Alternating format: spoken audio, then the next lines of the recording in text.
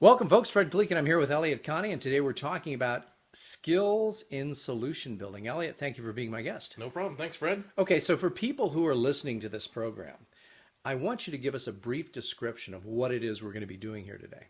Well, what we're going to do here today is we're going to talk about the idea of solution building and how it's different from problem solving and some skills that a clinician would need to be an effective solution builder as opposed to a problem solver. Now, in your own practice, why has this been so effective? Well, we're going to talk about that a lot on this CD today. And one of the reasons it's been so effective is because it allows me to kind of stay out of the client's way and help them create the life that they're hoping to get when they come see a therapist. So sounds good. So how does a therapist do this? What skills are needed? Well, the first skill that a therapist would need is the ability to connect with a client. And I mean really connect and not connect with the client's problem. Like traditional psychotherapy is we want to learn about the problem when they come to the office, how frequent the problem occurs, how intense it is when it occurs, those types of things. But a solution builder is much more interested in something else. And the very first step is to kind of connect with them. I remember one time I was working with this client, and I asked her what she wanted from therapy, and she told me she wanted to have a happier life and enjoy her husband more and enjoy her family.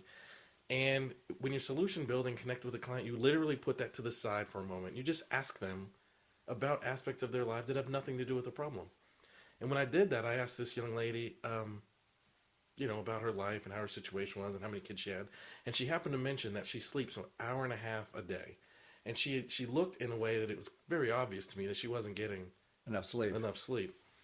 And she told me that she sleeps from 3 p.m. to 4:30 p.m. every day because that's the only time the kids are not needing her attention. Now, if I hadn't gotten to know her, the questions I was asking her later on in the therapy session wouldn't have made sense. But because I knew that's the only time that she slept, I could build questions around her lifestyle and allow me to connect with her instead of just, throwing stuff against the wall. And Man, what we really need is a CD on how you can only sleep an hour and a half a day. Holy moly.